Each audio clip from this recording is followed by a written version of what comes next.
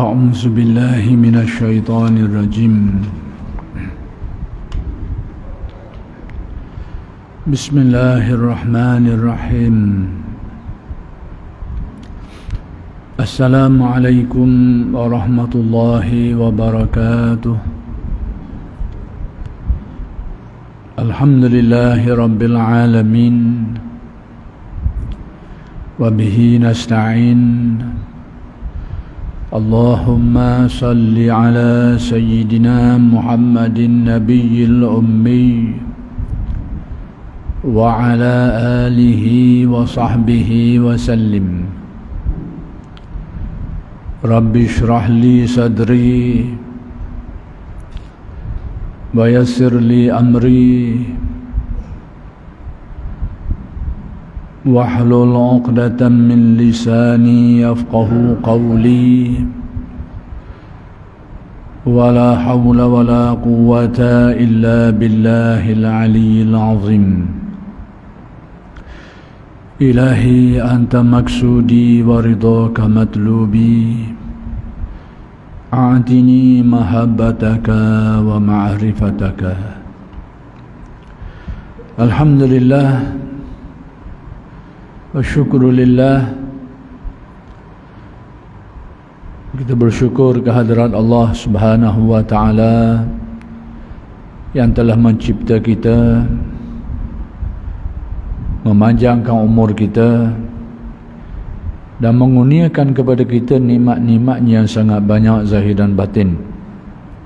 Mudah-mudahan segala nikmat-nikmat yang dikurniakan itu sentiasa dikurniakan kepada kita dan dijadikan kita orang-orang yang mensyukuri nikmat. Mudah-mudahan dengan berkat syukur Allah Subhanahu wa ta'ala bukan saja mengekalkan nikmat yang sedia ada ini, malah ditambah lagi dan digandakan lagi dengan nikmat-nikmat yang lain. Dan insya-Allah pada malam ini akan diteruskan lagi pengajian kitab Mabadi' At-Tasawuf Al-Islami karya Syekh Abdul Hafiz Faraghli Ali Al-Qarani rahmatullah alaih.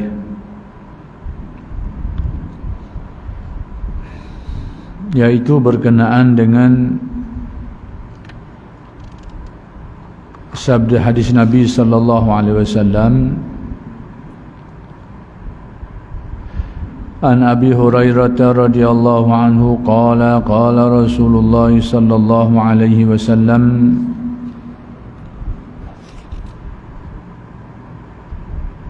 sudah dah ni lepas bagus ya 22 nah sekarang 22 Tasawuf diasaskan berdasarkan prinsip-prinsip tertentu yang perlu dipegang oleh setiap murid sehingga matlamat yang ingin dituju itu tercapai. Jadi dalam tasawuf Islam pun dia ada garis panduan dia. Dia ada prinsip-prinsip yang telah diletakkan oleh para ulama ahli tasawuf, yang mana prinsip-prinsip itu sebenarnya adalah merupakan apa-apa perkara yang diambil daripada Al-Quran dan Hadis lalu dikumpulkan dan dijelaskan. Jadi jangan kita faham kenyataan bahawa prinsip-prinsip ini telah ditetapkan oleh ulama-ulama tasawuf dengan makna ini adalah rekaan-rekaan ulama tasawuf. Jangan kita faham macam tu. Sama juga hukum-hukum yang telah dipetuakan, diijtihadkan oleh ulama-ulama mujtahidin ahli fiqh itu dalam kitab-kitab, bila kita sebut bahawa hukum ini telah diijtihadkan ataupun telah dikeluarkan oleh ulama mujtahidin itu, jadi jangan kita kata ini adalah rekaan ulama-ulama mujtahidin, bahawa para ulama ini hanya mempermudah cara. Dia mudah cara. Dia ambil benda tu daripada Al-Quran dan hadis, yang mana kita mungkin tidak ada kemampuan yang cukup untuk memahami Al-Quran dan hadis dengan baik dan mengeluarkan hukum hakam daripadanya. Jadi bila kita tengok dari segi ilmu fiqh ni, dari segi ilmu fiqh, ulama-ulama fiqh, ahli fiqh telah menetapkan hukum hakam gini, jangan kita kata ini rekaan ulama-ulama fiqh. Kerana ulama-ulama fiqh ni kerja dia mengeluarkan hukum-hukum itu daripada dalil-dalil Al-Quran dan hadis dengan kepakaran yang mereka ada. Demikian juga ilmu-ilmu lain, ilmu usuluddin, bahawa telah ditetapkan oleh ulama-ulama usuluddin perkara-perkara yang berkenaan ni. Jangan kita faham bahawa ini rekaan mereka tu. Hari ni dah timbul satu trend gaya berfikir cuba nak mengelirukan kefahaman orang ramai bahawa apa-apa yang dipetuakan oleh ulama-ulama mujtahidin, sama dalam ilmu fiqh ke dalam usuluddin ni, seolah-olahnya benda tu bukan Al-Quran dan hadis. Hari ni timbul. Ini sangat berbahaya. Sangat berbahaya bila timbul slogan balik kepada Quran, balik kepada hadis. Apa-apa yang dipetuakan oleh ulama mujtahidin, Imam Syafi'i, Ahmad bin Hanbal, membayangkan bahawa apa-apa yang mereka sebut tu itu bukan Quran dan hadis. Seolahnya gitu hari ni. Dah timbul perkara ni. Jadi kita kena ingat balik apa-apa ketetapan yang ditetapkan oleh ulama-ulama dalam bidang-bidang mereka ni. Kalau ulama fiqh, dia ada ulama dia, ada ahli fiqh, fuqaha ni, ahli hukum ni. Mereka ni ada kemampuan berijtihad dan ada kemampuan untuk memahami Al-Quran dan hadis dengan baik dan mengeluarkan hukum untuk mempermudahkan bagi kita faham. Kalau kita nak faham direct Quran hadis tu, itu romek, payah, perlukan banyak kepakaran tu nak faham benda-benda tu. Nak faham, kalau kita faham bahasa Arab, tahu baca, terjemah boleh. Bawa terjemah, bawa faham makna Al-Quran, makna hadis tu, itu tak ada masalah. Tetapi nak memahami intisari hukum hakam yang berkait itu perlu kepakaran. Sebab tu panggil mujtahid, ulama yang ada kemampuan yang tertentu tu. Bukan semua orang boleh buat kerja-kerja tu. Jadi kita ni ambil kutik daripada ijtihad mereka tu. Tak mudah kita nak ambil hukum hakam secara direct Al-Quran hadis, kerana perlukan kepakaran dan kemahiran. Kita dengar ada dalam hadis Nabi sebut, bila seseorang tu kata menafsirkan Al-Quran bukan berasaskan kepada ilmu dia, sekalipun dia kata tu kebetulan betul dengan Quran, dia dikira salah. Dia kira salah. Di khabar tu kebetulan betul perkara tu. Tapi hak di khabar tu tidak berasaskan kepada ilmu, pengetahuan. Mungkin dia reka atau dia pakai tu, tapi hak dia kata kebetulan betul dengan Quran, bahawa perbuatan tu dikira salah. Nak beritahu apa? Nak beritahu bahawa perkara-perkara dalam agama kita ni kena ada landasan ilmu yang betul. Tu nak beritahu. Jadi nak memahami Al-Quran dan hadis ni bukan perkara mudah. Nak terjemah maknanya tak payah sangat. Mengaji bahasa Arab, tahu bahasa Arab boleh lah, faham lah maksud ayat tu maksud apa, hadis ni maksud apa. Tapi nak memahami intisari dia tu dan nak mengeluarkan hukum daripadanya tu, itu perlu kepada kepakaran. Dan tidak semua orang boleh buat macam tu. Maka yang memiliki kepakaran tu panggil mujtahidin, ulama mujtahid. Orang yang ada kepakaran yang diperakukan. Dia bukan syok seorang. Maksudnya kepakaran dia tu diperakukan oleh orang lain, alim ulama lain perakukan dia, teruji maksudnya. Bukan sekadar dia syok seorang, dia berasa dia alim ataupun dia cok tak dari di sendiri ke, bukan pasal itu. Ulama mujtahid ni orang perakukan kerana kelayakan dia tu. Jadi mujtahid mutlak ni kita tahulah tak ramai. Kalau dalam bidang fiqh kau suhunya 4 orang lah. Imam Syafi'i atau dak optika. Sekalipun hari ni ada orang bersoal banyak. Ini zaman sekarang, fitnah ke zaman. Tapi pada zaman keilmuan Islam ni, ketokohan Imam Syafi'i, Imam Ahmad bin Hanbal, Imam Abu Hanifah, Imam Malik, ketokohan dia dalam bidang fiqh ni orang perakukan, orang dosa. Siapa yang dosa? Orang-orang yang setara dengan dia tu, orang yang alim macam dia tu, perakukan dia. Maka ulama-ulama kemudian hak mari ni ada juga tahap ijtihad, tarah ijtihad dia tu, tapi bukan sampai tahap mutlak lagi dah. Macam Al-Imam Al-Ghazali contohnya. Orang tahu kehebatan ilmu dia, tapi dia masih lagi, sekalipun sudah ada sampai ke tahap ijtihad, tapi dia masih terikat dan memperakukan imam-imam yang terdahulu lagi.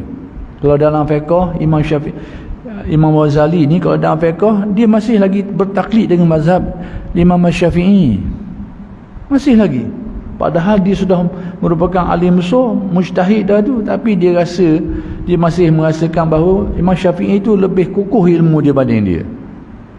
Jadi sekalipun dia sudah alim setara tu pun, masih dalam fiqh masih lagi bertaklid, masih lagi terikat dengan mazhab Al-Imam Syafi'i.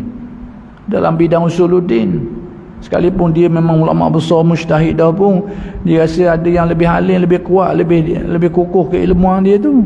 Maka dalam bidang usuluddin, Imam Ghazali masih lagi terikat, masih lagi mengikuti manhaj Al-Imam Abu Hasan Al-Asy'ari, Asy'ariyah. Padahal dia alim besar dah tu. Zaman dia tu orang tak pernah ada. Zaman Imam Ghazali ni, orang nak ukur kealiman zaman tu orang tengok murid-murid dia. Tapi bukan tengok ramai murid, tengok kualiti murid dia tu. Jadi riwayat menyebut orang-orang yang zaman dulu, zaman Imam Ghazali ni, kealiman tu tanda dia pakai serban besar. Zaman tu. Zaman ni ukuran ni ada pakai dah. Zaman tu orang pakai serban besar ukuran alim. Maksudnya kalau orang dak alim, orang dak wani pakai serban besar. Nyesal ada orang dia nak jawab benda selok situ je. Zaman tu. Zaman ni zaman berubah lah. Tapi zaman Imam Ghazali tu, kealiman ulama masa tu, tanda dia pakai serban, ada sejenis serban yang besar tu. Maksudnya kalau orang pakai gitu, orang akulah memang ulama. Jadi nak khabar, saya nak kait tarikh kedudukan hari ni yang timbul celaru.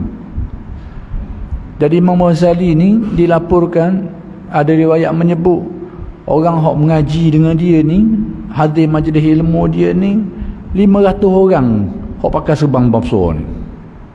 Maksudnya orang belajar dengan dia tu merupakan tokoh ulama-ulama besar hok mengaji dengan dia. Ukuran masa tu ratusan orang alim-alim ulama hok besar-besar ni pergi mengaji dengan Imam Ghazali. Jadi kalau tak guru kok, kita tahulah tarikh mananya kalau murid gitu dah masa tu. Sekalipun begitu, Imam Ghazali dalam bab usuluddin, dia masih lagi mengiktidah dan mengikuti, bertaklid ataupun mengikutilah imam-imam yang besar tu, iaitu Syekh Abdul Hasan Al-Asy'ari tu, iaitu mazhab Asy'ariyah tu. Dalam akidah masih lagi bertaklid ikut, padahal dia alim gitu dah tu. Dalam fiqh dia ikut Imam Syafi'i lagi. Kerana imam-imam itu dianggap mujtahid yang mutlak. Yang kedian ni orang bagi mujtahid yang muqayyad. Mujtahid sudah sampai ke tahap ijtihad, tapi masih terikat dengan alim yang orang yang dirasakan lebih alim sebelum tu lagi, yang disebut sebagai mujtahid mutlak ni. Nak khabar gitu. Jadi saya nak sebut hari ini ni, bila timbul satu slogan balik Quran, balik sunnah, di sebalik slogan tu membayangkan, memberi kefahaman kepada orang ramai apa-apa yang disebut oleh Imam Syafi'i, Imam Ghazali, Imam Abu Hasan Asy'ari, dianggap seolah benda ni bukan Al-Quran dan sunnah, seolah gitu dah hari ni. Ini bahaya slogan ni. Sedangkan kita nak beritahu bahawa imam-imam ini dia hanya bertugas untuk mengeluarkan hukum hakam daripada Quran dan hadis. Yang mana kerja nak keluarkan hukum-hukum itu bukan kerja mudah. Hanya kerja dilakukan oleh ulama-ulama yang cukup syarat dia tu. Dan kita ambil buah hak siap dah kita pakai. Hari ni kenyataannya. Cara kita semayang, cara kita buat ibadah, cara kita beramalat, tu hukum-hukum tu. Ingat mudah nak ambil benda tu. Nak keluarkan. tentang syarat sah batal semayang, rukun semayang tu, dia tak sebut dalam satu hadis. Jangan kita faham semayang ni ada satu hadis ke bawa cukup lekat. Tak ada gitu. Hadisnya berterabur sekali. Sekali Nabi sebut sini, sekali Nabi sebut sini, sekali Nabi sebut ni.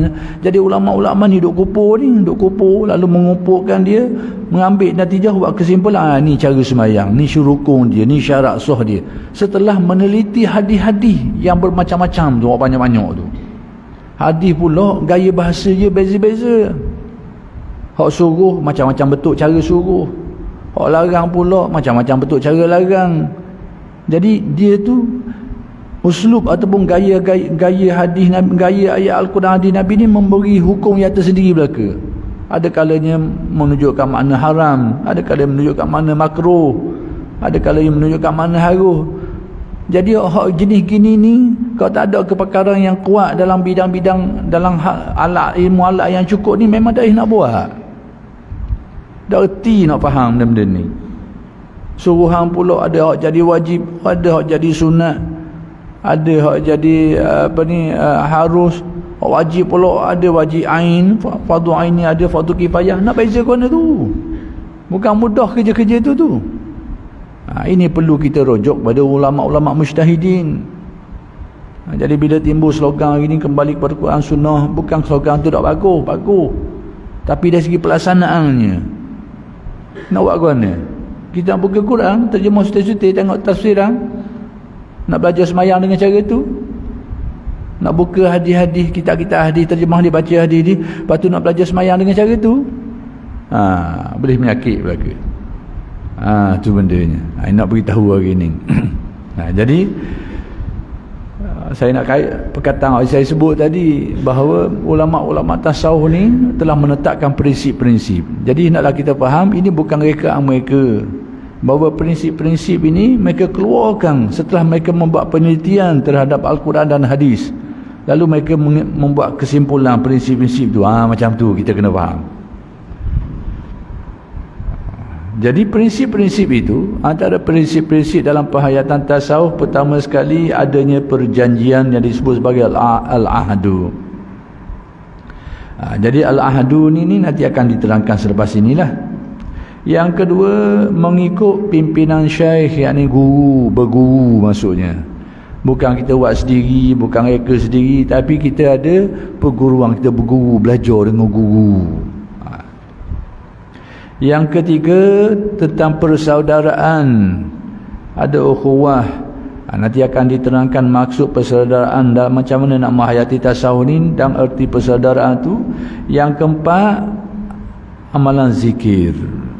Zikir ni kita akan tengok zikir apa yang dimaksudkan sebagai alat untuk menghayati tasawuf ni. Jadi disebut di sini ada 4 prinsip besar. Pertama sekali ada al-ahadu, ada al-bai'at, ada perjanjian, kemudian kena ikut guru, belajar dengan guru. Yang ketiga ada sahabat-sahabat, ada persaudaraan sesama Islam ni, kemudian ada amalan-amalan, khususnya zikir. Inilah antara prinsip-prinsip yang asas yang ditetapkan oleh ulama-ulama tasawuf untuk kita mempelajari dan menghayati tasawuf tu. Baik, hak pertama disebut sebagai perjanjian. Apa maksud perjanjian di sini? Baik, perjanjian ini berdasarkan kepada firman Allah Subhanahu wa taala. Jadi perjanjian yang dimaksudkan tu diambil daripada ayat ni. Jadi apa artinya kita tengok. Iaitu firman Allah Subhanahu wa taala, wa idz akhadha rabbuka min bani adama min zuhurihim dzurriyyatahum wa ashhadahum ala anfusihim alastu bi rabbikum qalu bala syahidna an taqulu yaumal qiyamati inna kunna an hadza ghafilin. Baik, maksud ayat ni, ingatlah wahai Muhammad, ketika Tuhanmu mengeluarkan zuriat anak-anak Adam, yakni turun-temurun dari tulang belakang mereka, zuriat mereka ni, dan ia jadikan mereka saksi terhadap diri mereka, yakni sambil ia bertanya dengan firman-Nya. Jadi pertanyaan Allah ini ditujukan kepada manusia sebelum manusia itu dilahirkan lagi. Maksudnya manusia itu berada pada alam arwah lagi, ruh. Baik, apa pertanyaan? Mereka saksi terhadap diri mereka sendiri sambil ia bertanya dengan firman-Nya, bukankah aku Tuhan kamu? Itu pertanyaan dia. Alastu bi rabbikum?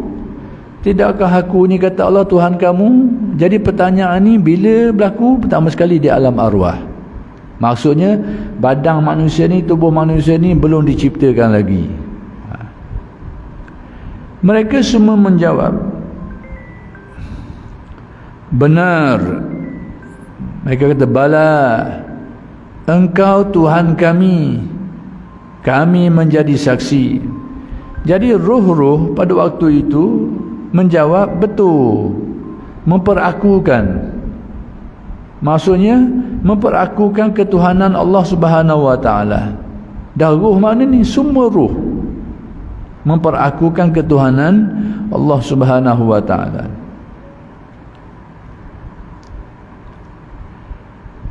Jadi menjawab, mereka semua menjawab.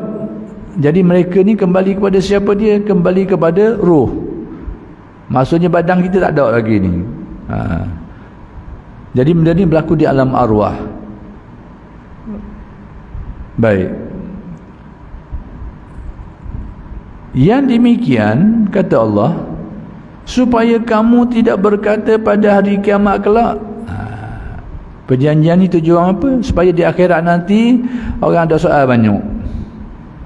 Supaya kamu tidak berkata pada hari kiamat kelak, sesungguhnya kami adalah lalai, yakni tidak diberi peringatan tentang hakikat tauhid ini.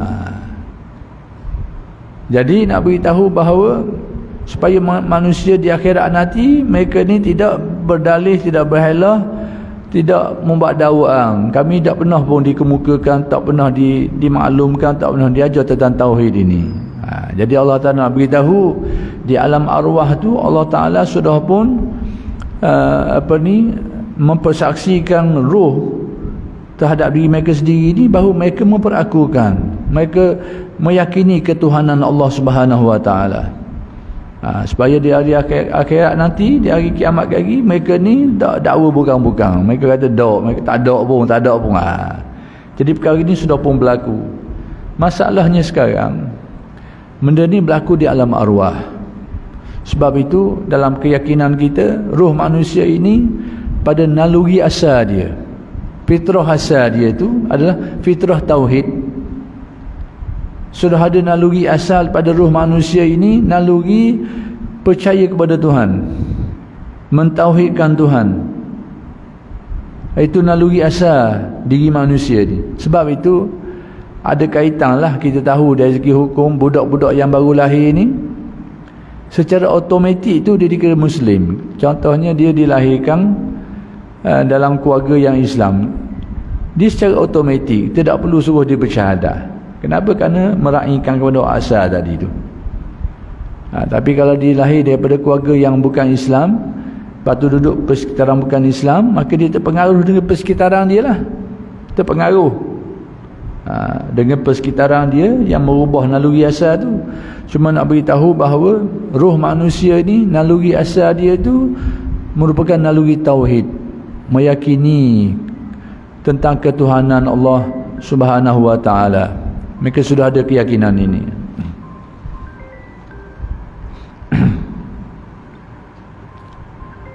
Baik, Allah Subhanahu wa taala mengibaratkan bahawa dia menuntut janji dan kesetiaan daripada manusia semenjak azali lagi. Itu maksud perjanjian tu. Bahawa roh manusia ni, hak asal dia, naluri asal dia tu sudah menerima perjanjian ni. Perjanjian apa? Mengakui ketuhanan Allah Subhanahu wa taala. Cuma tinggal lagi orang lupa kepada perjanjian ni. Itu masalah.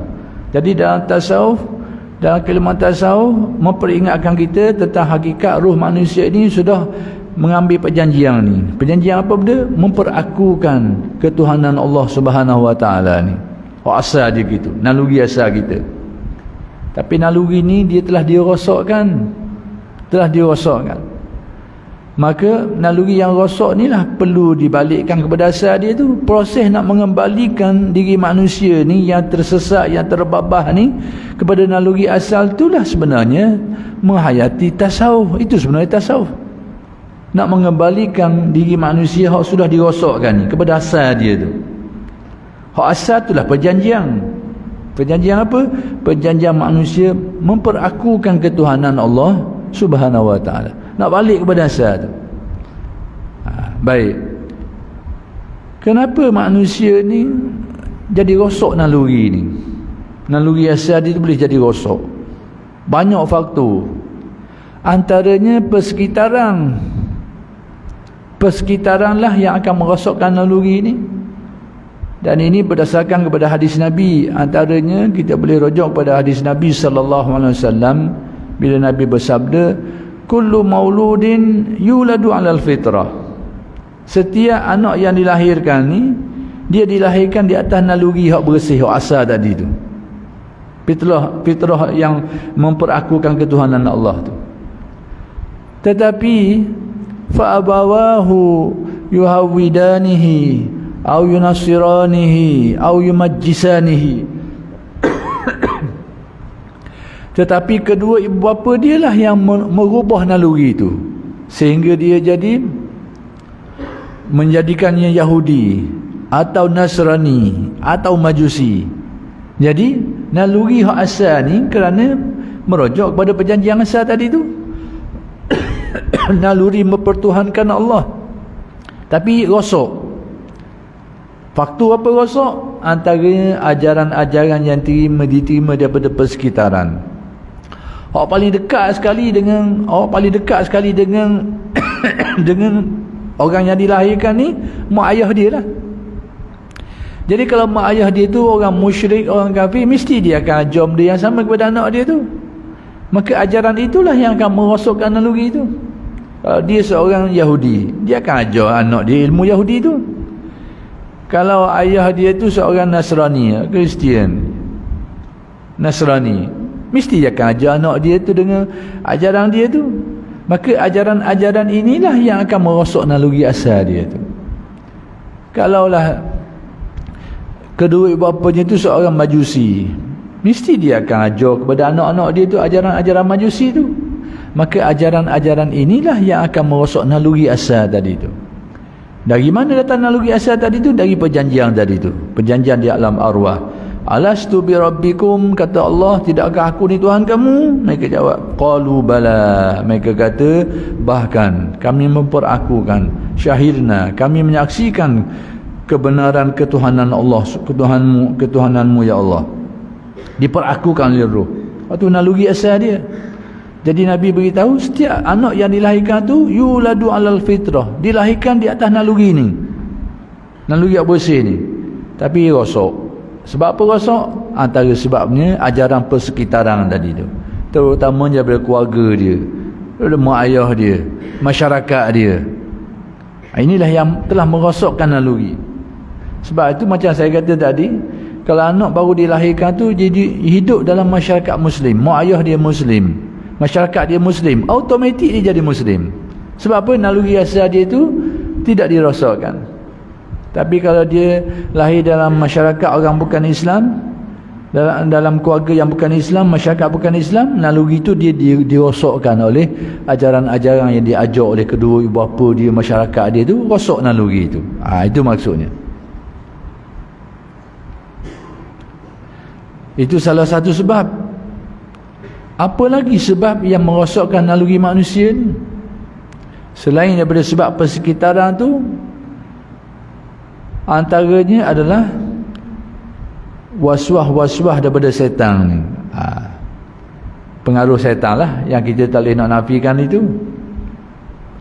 Allah Ta'ala menjadikan setan ni sebagai makhluk, sebagai dugaan untuk kita. Inna syaitana lakum aduun fattakhidhuhu aduwa. Sesungguhnya setan ni musuh bagi kamu, dijelaskan dalam Al-Quran. Maka hendaklah kau jadikan setan tu sebagai musuh. Jadi salah satu musuh yang merosakkan naluri asal manusia ni adalah pengaruh dan peranan daripada syaitan ni. Dan syaitan buat apa? Macam-macam lah kerja dia, nak menyesatkan. Dalam Al-Quran disebut, Rabbi fabima aghwaytani la aqudanna lahum siratakal mustaqim summa la atiyannahum min bayni aydihim wa min khalfihim wa an aymanihim wa an syama'ilihim. Wahai Tuhanku, ni kata Iblis, oleh kerana kau telah sesatkan aku, Iblis telah disesatkan, fabima aghwaytani la aqudanna lahum siratakal mustaqim, aku akan halangi jalan-jalan yang lurus yang dilalui oleh manusia ni, aku akan halang belaka. Jadi inilah peranan syaitan menyesatkan manusia dengan cara penyesatan yang macam-macam. Sebab dia bersumpah dah, wahai Tuhan, oleh kerana kau telah sesatkan aku, fabima aghwaytani la aqudanna lahum siratakal mustaqim, mana-mana jalan lurus yang membawa kepada redamu, yang membawa kepada mengenal dirimu, redamu, aku akan halang mereka. Summa la atiyannahum min baini aydihim wa min khalfihim, kemudian aku akan datang dari depan, dari belakang, dari kiri, dari kanan. Apa maksud kalimat ini? Aku akan mari ikut depan, aku mari ikut belakang, aku mari ikut kanan, aku mari ikut kiri pun mari. Ayat ini secara zahir pun boleh kita faham, tidak ada masalah.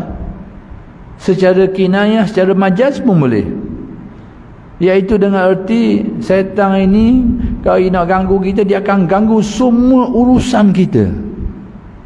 Semua urusan diri kita sendiri, urusan keluarga kita, urusan masyarakat kita, urusan rezeki kita, urusan anak pinak kita, segala urusan hidup kita ni semuanya itu akan dihalang, diganggu oleh syaitan ini. Itu maksud dia. Jadi gangguan-gangguan syaitan inilah antara sebab yang merosakkan naluri asal manusia ni. Antaranya disebut di dalam hadis, laula anna syayatina yahumuna ala qulubi bani adama lanazaru ila malakutis sama. Kalaulah tidak kena syaitan ni berkerumun menutup kalbu manusia, itu salah satu cara dia. Ditutup pandangan hati manusia, ditutup pandangan hati manusia ni. Lalu apa kesan dia? Kalaulah tidak kerana syaitan ni berkerumun ramai, banyak doa lalu, tutup hati manusia ni, la nazaru ila malakutis sama, nescaya manusia itu dapat melihat rahsia ketuhanan Allah tu. Maksudnya dia akan jadi mukmin, dia akan jadi mukmin yang baik, dia akan menjadi mukmin yang yakin. Tapi disebabkan kerana syaitan ni banyak doa lalu, duk kumu atas hati mereka, jadi tak nampak. Bila tebal doa lalu, jadi tak percaya. Tak percaya tu orang panggil jadi kafir, jadi musyrik. Orang mensyirikkan Allah, orang mengkafirkan Allah, yang kufur kepada Allah tu. Kenapa? Tebal doa lalu. Kalau nipis sikit, dia menjadi seorang muslim mukmin, tapi mukmin yang lemah keyakinan dan imannya. Mungkin dia boleh percaya, dia percaya kewujudan Allah, menjadi muslim, menjadi mukmin, tapi keyakinan yang lemah, keyakinan yang dhaif, yang lemah dan sebagainya, macam-macam lagi lah. Ini pengaruh syaitan. Dia akan tutup hati manusia ni, sehingga kalaulah tidak kerana syaitan ditutup dalam hati ini sebut, manusia dapat melihat kebenaran ketuhanan Allah.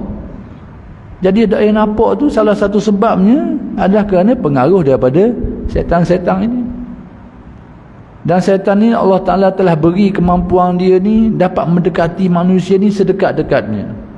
Dalam hadis yang sahih, Nabi SAW bersabda, inna syaitana yajri min ibni adama majrad dam. Syaitan ini dia mengalir berjalan dalam tubuh badan manusia ini majrad dam, ikut saluran-saluran darah dia tu. Satu tafsiran majrad ni dengan makna isim makan lah, maksudnya tempat pembuluh darah kita. Jadi berdasarkan perkataan majra ni dengan makna saluran darah ni, berarti syaitan tu boleh masuk tubuh manusia ni ikut saluran darah dia, dan itulah yang dipegang oleh ramai orang. Tapi ada tafsiran lain, majra itu dengan makna, ini bahasa Arab lah, orang tahu bahasa Arab, masdar mimi, yakni seumpama perjalanan. bukan jalan, perjalanan. Maksudnya syaitan tu boleh dekat dengan kita sebagaimana kita dekat dengan darah kita. Darah kita ke mana? Kita dengan darah kita ni sebati. Maka syaitan boleh dekat dengan kita macam tu juga, sebati dengan kita. Macam tu. Dua-dua tu tafsiran yang dekat-dekat lah. Dua-dua tu boleh diterima, boleh dipakai, kerana membawa makna yang dekat, yang lebih kurang. Tapi nak beritahu ni, salah satu faktor yang merosakkan naluri manusia ni pengaruh daripada syaitan. Dan cara syaitan mengasuh manusia ni macam-macam lah nak menyesatkan tu. Sudahlah dia akan ganggu semua urusan kita ni, daripada urusan jual beli kita, rumah tangga kita dan sebagainya. Urusan-urusan habis dia masuk belaka, dia kacau belaka, dia akan rosakkan. Tapi kita kena tahu cara dia syaitan ni masuk ni banyak ragam, banyak cara. Antaranya dalam bentuk takhfif. Takhfif ini menakut-nakutkan kita. Maksudnya apa-apa yang dijanjikan Allah dalam Al-Quran, dalam hadis, disebut oleh Nabi dalam hadis dan sebagainya, maka syaitan akan menakutkan kita dengan itu. Apa-apa kebaikan yang disebut dalam Al-Quran, dalam hadis, jadi kita ditakutkan oleh syaitan. Padahal benda tu disebut dengan jelas dan terang baiknya itu dalam Al-Quran dan hadis, tapi ditakutkan oleh syaitan ni sehingga kita rasa takut. Kita pandang benda tu tak baik, pandang benda tu sebagai benda-benda yang buruk, merugikan dan sebagainya, macam-macam. Itu salah satu cara dia menakut-nakutkan kita. Kadang-kadang dia mari dalam bentuk tazyin. Tazyin ni hia, hak uduh nampak molek, hak molek nampak uduh. Allah na'udzubillah, ni bahaya, fitnah yang bahaya. Dia mari rosak kita dengan cara tazyin. Tazyin ni dia memasukkan pandangan, menghiasi. Buruk jadi nampak molek, hak molek nampak buruk. Itu salah satu cara tazyin, dengan cara takhfif, menakutkan, dan macam-macam lagi lah cara-cara syaitan ni merosakkan naluri manusia ni. Bermacam-macam ragam, bermacam-macam cara dia akan rosakkan. Tapi memang itu kerja dia. Yang lebih kita bimbangkan lagi, apabila naluri kita ni, basirah kita ni, mata hati kita ni pun rosak juga. Itu lebih mudah lah untuk dikacau, dia diganggu oleh syaitan, lebih rosak. Jadi mungkin tadi saya sebut syaitan ni bila dia banyak dah lalu mendekati kita ni, dia akan berkerumun banyak masuk ni, dia akan tutup pandangan kalbu kita daripada melihat kebenaran ketuhanan Allah Subhanahu Wa Taala dan meyakininya. Apa sebab-sebab yang menarik syaitan tu duk berkerumun atas diri kita? Apa sebab-sebab dia? Menyebabkan, kalau kita tahulah, kalau nak suruh semut mari ni, cari benda-benda manis lah. Benda-benda manis tu penarik dia. Madu ke, gula ke, ada kakah ni ke, semut mari lah. Itu hak menarik benda baik. Hak menarik benda uduh ni, lalat lah. Nak cari lalat mari kan, lagi cari benda busuk-busuk lah. Benda hak busuk-busuk ni ke, lalat akan hurung lalu. Jadi apa yang menarik syaitan tu untuk ramai berkerumun atas diri kita? Yang menarik kita, salah satu sebab ni kerana ghaflah. Salah satu, ghaflah, lupa.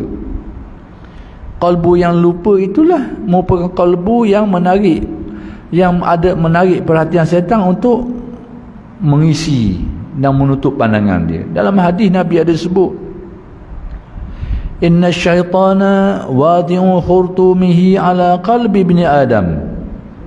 Syaitan ni dia meletakkan, ni bahasa dalam kefahaman alim ulama kita ni, itu bahasa kinayah lah.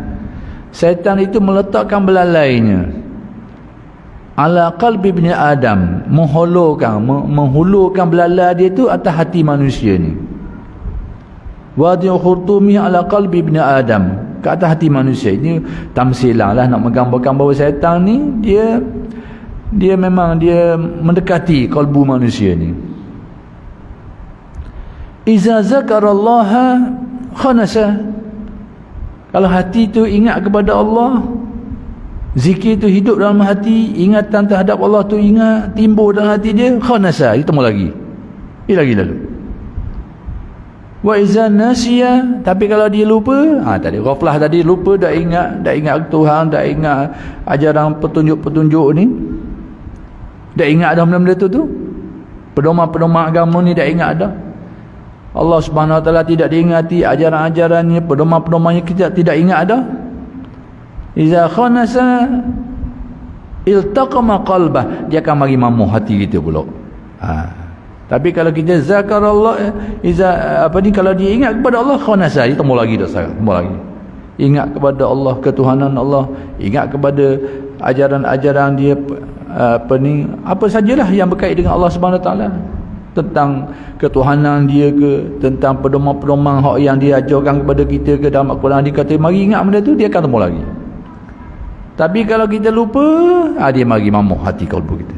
Jadi salah satu sebab yang menarik perhatian syaitan yang mari berkerumun, kalbu yang ghaflah, hati yang lupa dah ingat kepada Allah, hati yang lalai, hati yang ghaflah. Ini penarik dia. Antaranya juga yang menarik perhatian ni, syaitan mari ramai-ramai berkerumun atas diri manusia ni kerana kalbu manusia itu sudah berubah corak, sudah menjadi dikotori, berubah perangai, berubah sifat, menjadi berakhlak dengan akhlak buruk, perangai buruk. Itu juga menjadi sebab yang mengundang tarikan syaitan tu ramai mari, kerana kalbu manusia itu sudah diisi dengan banyak akhlak-akhlak yang buruk, perangai-perangai yang buruk. Dalam Al-Quran disebut syaitan ni, disebut ia turun mendekati siapa? Tanazzalu ala kulli afakin asim. Syaitan ni dia mendekati, tanazzalu ni dia turun ni mendekat kita. Ke atas siapa? Kepada siapa? Ala kulli afakin asim. Afak ni daripada ifku ni kazib, orang yang banyak berbohong dan berdusta. Berbohong dan berdusta itu perbuatan, tapi kalau jadi kerek, jadi perangai, apa jadi sifat, dah jadi sifat dah. Jadi kalau afak ini, orang yang dusta tu dah jadi perangai dah. Berbohong tu dah jadi sifat dia dah, perangai dia dah. Afak. Jadi tanazzalu ala kulli afak. Syaitan ni akan turun, akan mari kepada siapa? Orang yang dusta tu dah jadi perangai dia dah, pelawak tu dah jadi sifat dia dah. Asim daripada ismun, dosa. Orang buat dosa tu perbuatan, tapi dah jadi perangai, melakukan dosa, dah jadi sifat melakukan dosa, dipanggil asim. Itu dah jadi sifat, dah jadi perangai dah. Manusia ni tak ada buat salah, bukan manusia.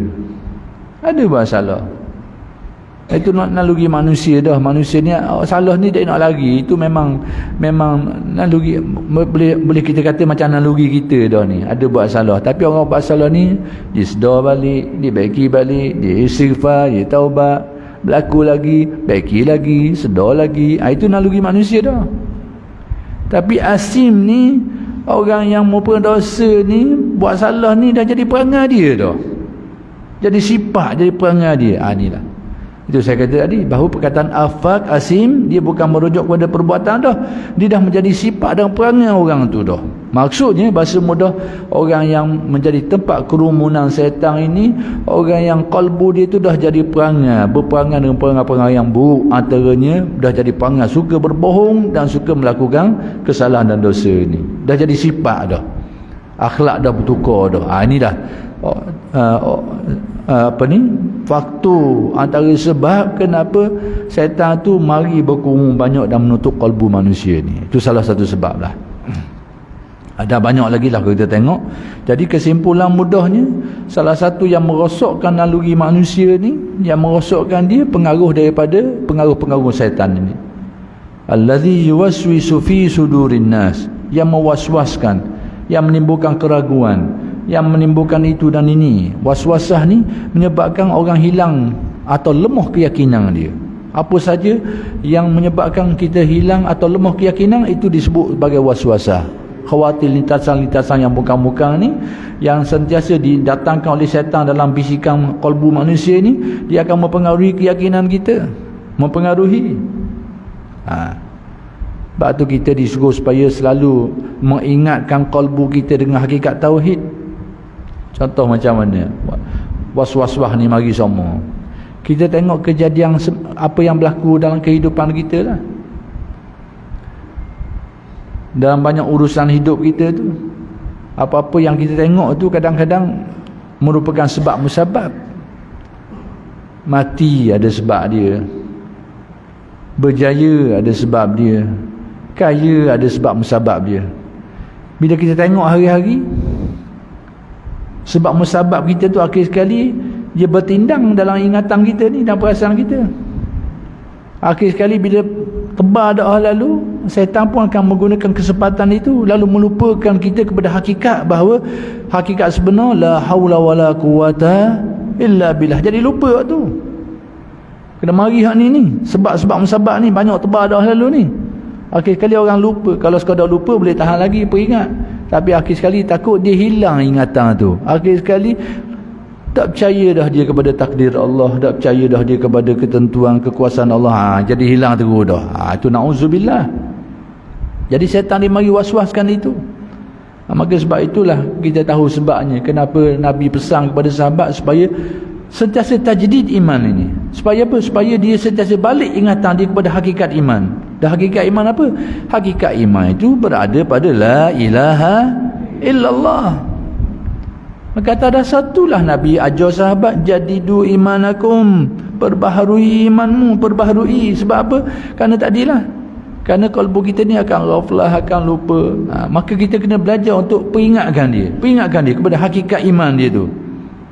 Maka sehingga sahabat tanya, kaifa nujaddidu imanana ya Rasulullah, bagaimana cara untuk kami tajdid iman kami ya Rasulullah? Nabi beritahu, aksiru, banyakkan. Maksudnya peringat semua, kena peringat semua kalbu kita tu. Aksiru, banyakkan ni. Banyakkan apa? Min qauli la ilaha illallah. Kau banyak mengucap kalimat ni, menyebut kalimat ini. Yang sebutan untuk mengingatkan diri kita hakikat tauhid la ilaha illallah. Tidak ada Tuhan selain Allah, tidak ada yang maha kuasa selain Allah, tidak ada yang berkehendak menentukan segala kejadian melainkan Allah. Nak peringat balik tu. Sebab apa ni? Mari ni banyak khawatir was-was ni macam-macam. Tidak ada yang menghidup dan mematikan melainkan Allah, tidak ada yang memberi rezeki melainkan Allah. Tu nak peringatmu dengan la ilaha illallah tu. Itu Nabi ajar sahabat. Bukan ulama tasawuf ajar benda ni. Bukan taksih tu ajar, taksih ajar. Itu adalah pesan daripada Nabi SAW. Tujuan tadi tu kenapa? Kerana pengaruh syaitan tadi tu dia boleh meraflahkan kalbu manusia. Bila raflah kalbu manusia tadi tu, maka dia terhijab, terdendeng lah, jauhlah dia daripada Allah Subhanahu Wa Taala. Itu kait. Itu syaitan. Apa lagi yang merosakkan naluri manusia ni? Antaranya nafsu manusia sendiri. Nafsu manusia ni, Allah Taala jadikan manusia ni, setiap orang dia ada nafsu dia sendiri. Dan nafsu ni cabang dia luas. Jangan kita faham nafsu tu nafsu kelamin saja, itu salah satu je. Nafsu ni banyak cabang yang bermacam-macam. Tapi dalam bahasa kita kau bila sebut nafsu ni, orang kita hanya pandang nafsu, kalau kita bahasa merdeka, nafsu seks lah, ataupun nafsu kelamin, jinsiyah lah. Sebenarnya itu salah satu je cabang. Dia banyak lagi nafsu-nafsu lain. Jangan kita ingat kita ni umur tua, mungkin kemahuan dari segi jinsiyah tu dah orok dah, tak ada nafsu dah. Jangan. Nafsu lain banyak lagi, cabang-cabang lain. Banyak lagi cabang-cabang nafsu-nafsu lain. Kita udah fikir aku ni tua, tak ada nafsu dah. Jangan, tu bahasa salah tu. Nafsu kelamin ya mungkin. Tapi bahagian cabang-cabang lain melambok lagi nafsu. Cabang-cabang nafsu yang lain. Jadi nafsu ni kecenderungan asal dia, innan nafsa la'ammaratun bisu, memang dia cenderung kepada perbuatan-perbuatan yang jahat.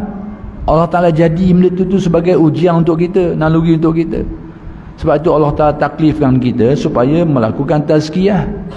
Memang Allah Ta'ala menguji kita dengan nafsu kita sendiri, supaya kita ni berusaha untuk membersihkan dia.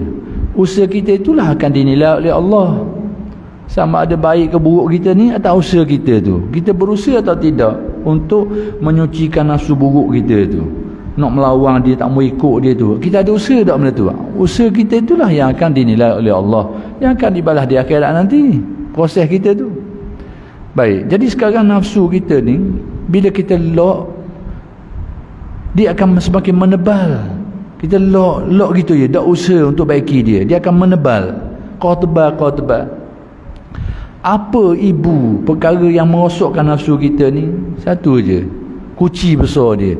Yang akan merosakkan nafsu kita adalah hubbud dunia, kegilaan kita terhadap keduniaan. Tasawuf dah ajar kita teruk dunia, tapi tasawuf ajar kita supaya membentengi kalbu kita jangan sampai dihinggapi oleh cengkaman keinginan nafsu yang tidak terkawal. Tu je sebenarnya tasawuf. Nak ajar kita jangan sampai keinginan terhadap dunia itu menguasai kalbu kita sehingga kita jadi hamba dia. Itu tak. Adapun memiliki dunia itu tidak salah. Tasawuf dah ajar kita supaya jadi papa kedana. Tasawuf dah ajar kita supaya jadi miskin, tak ada benda, papa kedana. Itu tasawuf dah ajar kita macam tu. Bahkan itu perkara buruk. Miskin ni jangan fikir benda baik, benda buruk. Kadal fakru an yakuna kufran. Hampir-hampir kemiskinan itu menjadikan orang tu jadi kufur. Disebabkan kerana susah hidup, dijual agama, dia gadai agama. Jadi bukan benda buruk miskin ni, bukan benda baik miskin, benda buruk. Secara umumnya benda tu benda buruk. Kerana ramai orang tergadai agama disebabkan kerana susah hidup. Dia buat kerja-kerja yang salah disebabkan kerana susah hidup. Dia terpaksa melakukan kerja-kerja, contoh macam jadi pengedar dadah ke apa ke salah tu, sebab apa? Kerana bermula dengan susah nak mari, nak dapat ni, terbabit dengan kerja-kerja yang undur-undur dan macam-macam lagi lah.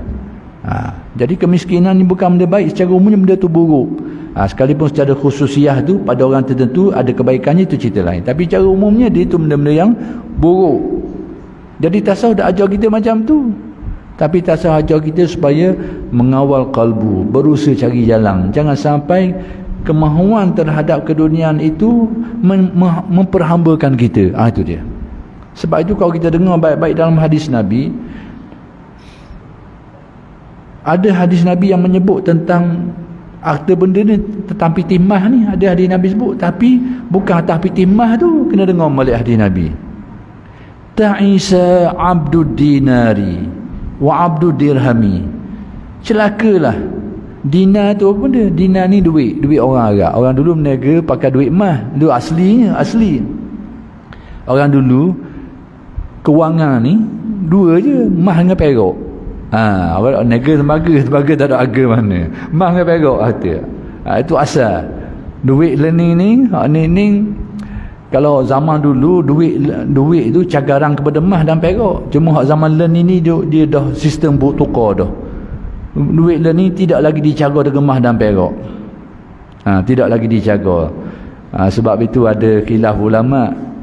Ada setengah alim ulama kita, dia tak terima pandangan keluar zakat atas duit kertas ni hak sekarang, sebab dia kata duit tu tak ada cagaran emas. Sekalipun ada fatwa-fatwa itu khilaf lah, dah kira ada ulama kata ada cagaran lain, cagaran jaminan kajang macam tak apa, itu pandangan dia lah. Saya ingat arwah Arusani dulu, orang tanya dia tentang Mufti Perak dulu tentang zakat fitih ni, pada dia tak kena, tapi dia keluar dia tu. Cuma pada dia tak kena, kerana dia tengok dari segi duit kertas tu tak ada cagaran emas. Kalau dulu satu ketika dulu kertas dia keluarkan berdasarkan emas tadi tu, cagaran dia tu, maksudnya kalau kita ada kertas ni kita boleh pergi tukar di bank tu emas kita tu. Tapi lah ni setengah negara tak ada cagaran tu, sekadar kajang jamin je, duit ni berharga. Itu khilaf fiqh lah, saya tak mau panjang bab tu, cuma nak khabar tadi tu. Nak khabar orang dulu, dia bisnes dia, duit dia, perantaran dia emas dan perak. Kalau Arab sebut dinar wa dirham. Baik. Jadi apa kata dalam hadis Nabi? Ta'isa abdud dinar wa abdud dirham. Celaka, Nabi kata celaka. Apa yang celaka? Pitih ni emas ke tu celaka tak? Perkataan yang Nabi sebut abdud dinar, orang yang diperhambakan oleh dinar. Bukan orang yang ada dinar tu, tapi orang yang menjadi hamba kepada dinar. Maksudnya orang yang kalbu dia dikuasai oleh nafsu dinar tu, sehingga dia diperhambakan oleh harta benda dia tu, sehingga kewajipan-kewajipannya tidak dilaksanakan kerana dikontrol, dikuasai, diperhambakan oleh nafsu. Contohnya, dia ada kemampuan untuk berzakat, tidak keluar zakat sekarang.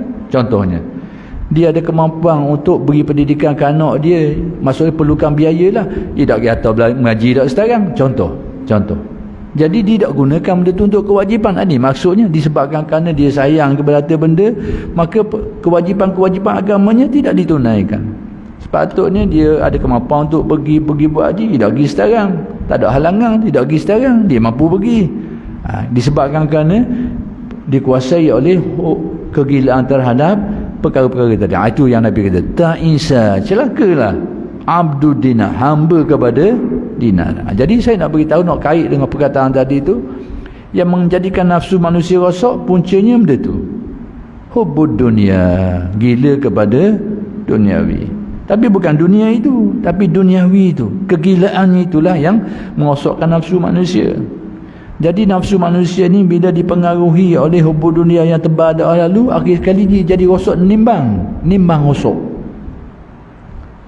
Dia jadi nimbang rosak. Hubbud dunia inilah yang menarik manusia untuk melakukan perbuatan-perbuatan salah. Hubbud dunia ni mendorong manusia untuk buat kerja-kerja yang salah. Kerana hubbud dunia ni, manusia terbabit dengan perbuatan-perbuatan salah, kerja-kerja salah. Kalau kita usul-usul, akhir kali tak lari sebab lain kecuali kerana hubbud dunia, gila kepada keduniaan. Kenapa orang merokok, orang mencuri, orang menipu, orang buat ni? Tak ada sebab lain kecuali puncanya saja hubbud dunia, gila kepada keduniaan. Jadi bila manusia qalbunya dirosakkan oleh perasaan ni, mendorong dia untuk buat kerja uduh-uduh, buat kerja jahat-jahat. Jadi dia buat benda bukan-bukan yang dilarang, dia langgar habis, dia buat habis dah. Apa kesan dia? Inilah yang disebut oleh Nabi, kesan yang paling kita takut, alat nimbang jadi rosak. Kita kalau ada alat nimbang betul, boleh tahan lagi, bolehlah timbang lagi, kita tahu harga satu benda tu, kerana alat nimbang kita betul lagi, alat kita molek lagi. Tapi yang paling rosak bila alat tu sendiri rosak. Hakikatnya kita tak kenal dah mana baik mana buruk. Sebab apa? Alat jadi rosak dah. Macam mana benda ni boleh rosak? Dengar hadis Nabi SAW. Nabi kata, kalbu manusia ni akan dibentangkan fitnah, akan dibuka fitnah yang banyak, udan. Kalau kita apotika kok, sebidang apotika. Kalbu manusia gitu juga, khawatir buruk ni sentiasa mendatangi dia. Dan khawatir ni tak lagi lah daripada khawatir syaitan, khawatir nafsu, khawatir dunia, lintasan-lintasan begitu. Mana-mana kalbu yang asyrabaha, terima khawatir buruk tu, lintasan-lintasan buruk tu, serak masuk dalam. Tidak tolak, tidak tekih, tidak lawang, tidak bersih, jelak masuk khawatir buruk tu, ikut mari masuk dalam. Mana-mana kalbu yang asyrabaha, yang menyerap masuk khawatir buruk ni, maka dia akan menjadikan kalbu itu bertindang-tindang jadi kotor, dia akan jadi kotor. Mana-mana kalbu yang menolak dia tu tidak akan dipengaruhi. Tapi mana kalbu yang asyrabaha, yang serap masuk khawatir buruk ni, yang datang daripada tarikan-tarikan nafsu, tarikan syaitan, tarikan keduniaan ni, asyrabaha ni dia ikut, dia serap masuk dalam kalbu dia. Kalbu dia tu akhir sekali akan jadi rosak, akan jadi hitam. Nabi memberi gambaran rosaknya hati manusia ni seumpama kalkuzi mujakhayan. Nabi kata akhir sekali dia jadi macam purung awak nyabuk air. Orang zaman dulu buat nyabuk air dengan purung, zaman ada, sebelum ada zaman moden ni, apa ni, nyabuk plastik tu. Ni nyabuk zaman ni. Zaman dulu orang pakai purung itu, ya purungnya orang parah tu buat nyabuk zaman dulu. Jadi kita tahulah purung ni mana. Benda-benda yang macam purung tak kira lah. Kus ni benda yang digunakan untuk nyabuk air tu, yang buat daripada buah yang ada terpurung tu, nyo ke apa ke tak kira lah. Pertama sekali, benda tu fungsi dia orang guna nak nyabuk air, nak cabuk air. Yang kedua, dari segi bentuk fizikal dia tu, bawah dia tu, bahagian bawah dia hitam, gelap, warna gelap, porong air. Bahagian bawah tu hitam, gelap, dan fungsi dia nak cabuk air. Nabi kata kalbu manusia ni hak serak masuk, banyak khawatir buruk ni masuk belaka, dorongan keinginan buruk ni serak belaka, dia terima belaka, dia ikut belaka, tanpa dia bantah, dia tolak, tanpa dia bersihkan daripada keinginan khawatir yang bukan-bukan tadi tu. Dia terima belaka, akhir sekali kalbu dia akan jadi gitu. Akan jadi guna sepertilah porong air, tapi mujakhayyan ni duduk terlikuk. Apa artinya? Porong air tadi tujuannya nak simpan air. Kedudukannya kena duduk gini, baru air lekat. Tapi kalau duduk gini, air ada tu habis hilang. Maksudnya kalbu manusia ni, hidayah ilmu ada tu cabut lagi, hilang pas sikit-sikit keilmuan dia tu, kefahaman dia, keyakinan dia, kebijaksanaan akan hilang sikit-sikit. Ni macam air ni, kau terikut ni, burung tu jadi terbalik ni, sikit ni. Kealiman, keyakinan, kebijaksanaan, kewarasan hilang, pas sikit-sikit hilang. Tu tanda dia. Mujakhayyan ni seperti porong air hak duduk terikut gini ni. Jadi dah lah terikut gitu, air tubik tumpah habis ni. Hak timbul di atas pun dia hitam beletung. Itulah tamsilan Nabi. Kalbu yang terima fitnah banyak ni, khawatir yang bukan-bukan, uduh-uduh ni mari serak masuk. Lepas tu bila fitnah yang bukan-bukan ni bila masuk dalam hati serak, dia akan timbul pada anggota ni. Manusia akan buat benda tu, manusia akan laksanakan benda tu. Mari dorongan-dorongan untuk meropok orang, mari ni dasar nak cakap kaya cepat nak meropok orang, ia akan dituruti dengan tindakan tu memberikan dosa pahala. Jadi bila banyak benda ni berlaku, akhir sekali menjadikan kalbu manusia tadi tercurahlah keyakinan dia, kewarasan dia, kebijaksanaan dia, keilmuan, kefahaman, akhir kali suruh akhir habis gitu je. Tu kalbu. Nabi beritahu akhir sekali apa tanda dia? La ya'rifu ma'rufan wa la yunkiru munkaran. Pada waktu tu perkara baik tak kenal dah, baik buruk tak kenal. Sama ada nampak serupa ataupun nampak terbalik. Baik nampak buruk, buruk nampak baik, ataupun tak nak cang, tak kenal, rabu habis. La ya'rifu ma'rufan, dia tak kenal dah perkara ma'ruf, wa la yunkiru munkaran, perkara munkar pun dia tak nampak dah, orang yang kenal dah, tidak dapat nak kenal lagi dah. Ni maksud saya rosok alat nimbang. Jadi salah satu yang merosokkan naluri manusia ni, fitrah naluri manusia ni, salah satunya pengaruh nafsu yang dibiarkan. Kenapa nafsu tu rosok? Kerana hubud dunia yang dibiarkan, tidak diusahakan untuk dibersihkan, dikikiskan. Lok masuk serak belaka, akhir sekali kalbu manusia dia rosok, maka hilanglah pedoman hidup, hilanglah kewarasan, hilanglah kebijaksanaan. Dia akan hilang dia sendiri.